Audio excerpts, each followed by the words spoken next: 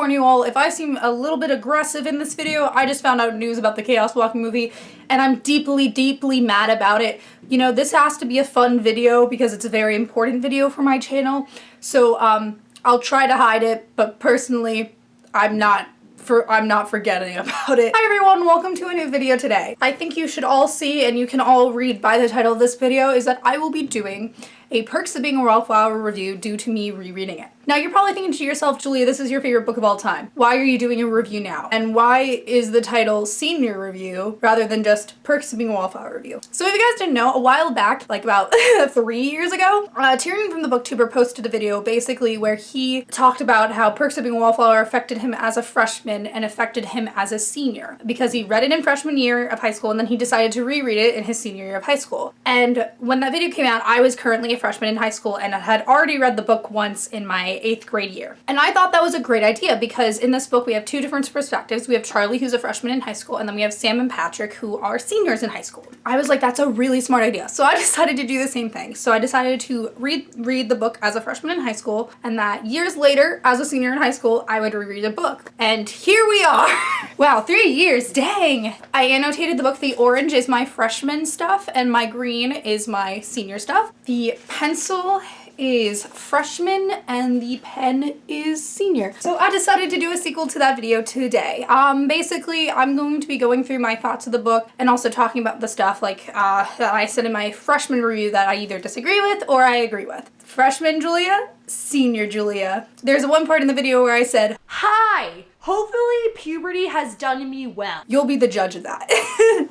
Personally, I don't think so, but maybe you all think in your book that puberty has done me well. So I'm trying to fix this. This is my, I call this my Sam necklace because if you try to buy the Sam necklace, it's like 50 bucks and I'm like, nah, I can just make it myself. Now, if you're coming to this video for a non-spoilery Perks of Being a Wallflower review, I will give it to you right now in 5 words or less. Perks is a great book. Here's the thing. I've watched the movie more than I've read the book because I wanted to wait until my senior year to reread it. So of course the movie and the book are gonna go in between. Various times people have come up to me or tweeted at me or talked to me about how they like the movie better than the book. And I just want to go into that for a second. I kind of see where you guys are coming from with this, but I feel like what I really love about the book is that there's multiple things that are happening in this book that are never referenced or made clear in the movie or that were deleted from the movie. One of the things that was taken out of the movie was the abortion subplot, and I feel like in today's society I wish we had that part in the movie because it shows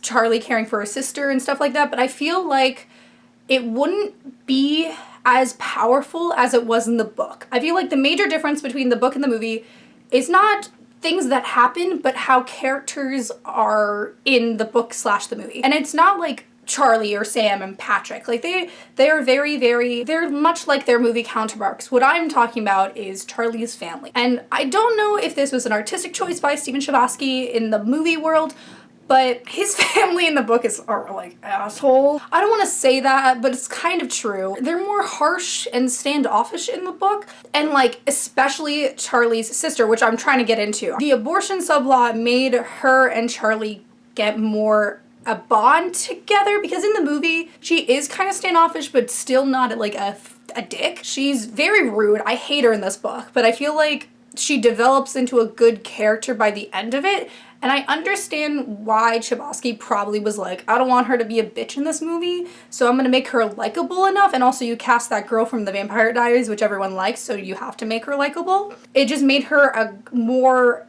three-dimensional character, but like making her a brat and her going through different challenges makes her like realize the challenges and becomes more likable, and they have a better relationship. In the movie also, there's not much about Charlie's brother, which is kind of the same thing here, but not really. Charlie's brother I also think is an asshole. Charlie's brother is kind of like forgettable because he's barely in it, but like in the movie when the deleted scenes happen with the brother, he seems nice enough. In the book he's like, he never calls his family, he never does this stuff. Here's the thing, I'm in between of, I like the movie's version of the family better, but I feel like the book has more of a realistic approach to it rather than just this whole family cares for Charlie. And they do. By the end of the book, you see that even if the family has their flaws, like every family, they still care for Charlie. I really like the dad in the book though. There is one part where basically they talk about how he slapped Charlie at one point, but he instantly regretted it because his father slapped him as a child. And basically there's one part in the book that I feel like is very emotional to me because it's about today's society. Not everyone has a sob story Charlie. And even if they do, it's no excuse. Basically gives us today about YA books and how much everyone forgets that Carden was an abusive asshole. Now going more and more into the book and the themes of the novel, I noticed this time around that there was a theme, an image of how the public sees other people. I don't know if it's supposed to be like famous people or not, but I felt like Chbosky was trying to hone in the message that we shouldn't judge a person by its cover. Charlie keeps going on and on about how he perceives people that are famous, and then he meets that reporter dude and he finds out that he's gay or something like that. And when Charlie asks about how does it feel to be on TV, the reporter leaves him.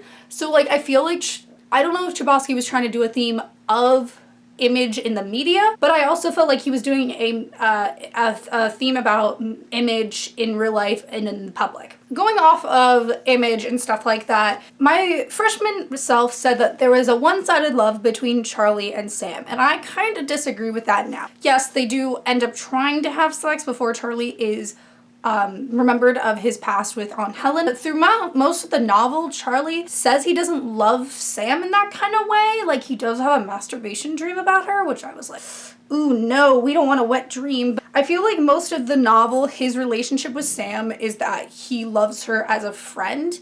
And that's also the same thing with Patrick, and he'll do anything just to make sure that both of them are okay. And I feel like that's the reason why Charlie loves her and wants her to be with her, because he knows that being with her would make him and herself happy because they both care about each other. So I don't feel like there is a romantic bond between the two. I mean, they do end up trying to do it and Sam does kiss him, but I feel like there is not really a romantic bond there. It's more of a friendship. And it's the same thing that goes with Patrick, but like multiple throughout the book is that Charlie makes sure he lets Patrick kiss him because all Charlie wants is everything to be okay for everyone else around him, which I totally get. I do that all the time. I mean, I don't have friends kiss me, but like, you know what I mean? Like, just making sure everyone is cared for, everyone's okay, instead of making sure that he's okay. He just wants everything to be okay for everyone, but he's not really focusing on how he feels. Another part of the book that I enjoy in the movie, and I understand the reason why they didn't have it as much in the movie than they did in the book, is the relationship with the teacher. If you're like a person being Wallflowers fans like me and you've watched the commentaries with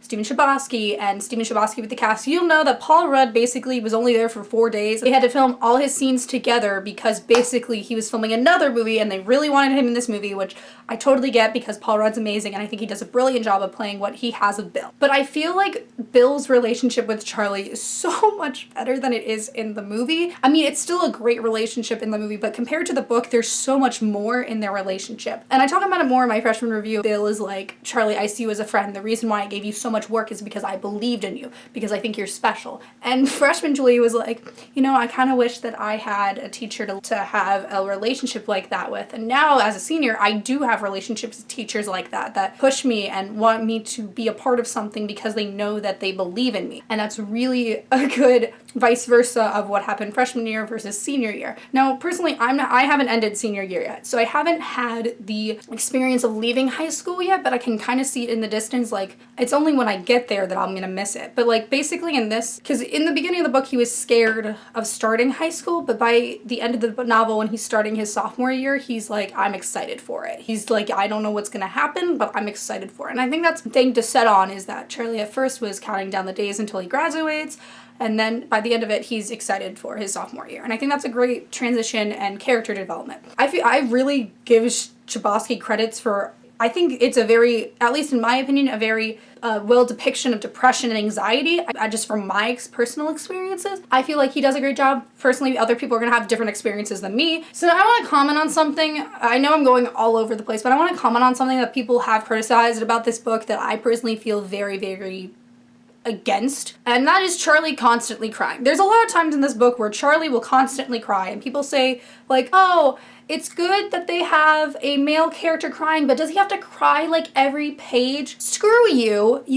Did you not read this book? Charlie constantly crying shows that he has constant emotions that he's bubbling up inside of himself, and he has to let it out multiple times. He can't really talk about it with anyone because he like tries to make human connections and it just doesn't work out for him. And just for the things that he goes through in this novel, he has to cry. I mean, if you had to deal with your best friend's suicide, basically having no friends, your family kind of not really caring about you, your friends abandon you because you made a stupid mistake, and basically all those things happening, of course you're gonna cry multiple times. Of course you're gonna do it. You say that you're not gonna cry, but I'm sure you would. So I just don't really like that. I hate that people say that and then just basically be hypocrites about it, like wanting a male emotional character, but once you get it, you don't like it, and you can say that he's a crybaby. And also, I like how in this novel, the reveal of Aunt Helen isn't like a plot twist in any way. It's revealing more and more as Charlie gets closer and closer to what Aunt Helen did to him, that he finally realizes it, and like, just going through with that, I feel like Chbosky didn't play it out as a plot twist, at least in my opinion. You find out about Aunt Helen abusing him the same time as Charlie does, so I feel like that's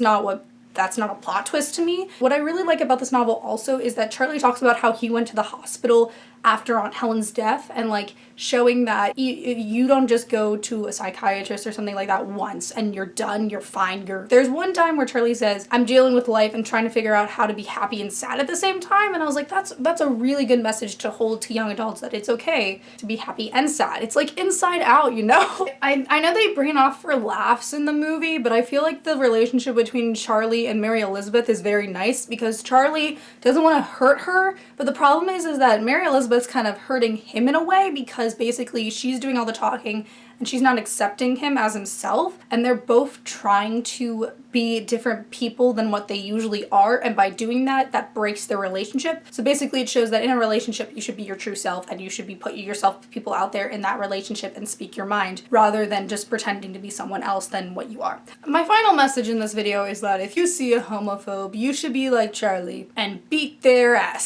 So freshman Julia, I know you can't see this video. You can't time travel or anything, but I just wanted to tell you that you survived. You got through it. I know freshman year probably wasn't the worst year. Your worst year is yet to come, but basically you're gonna get through it. You're gonna be fine. You're gonna be fine.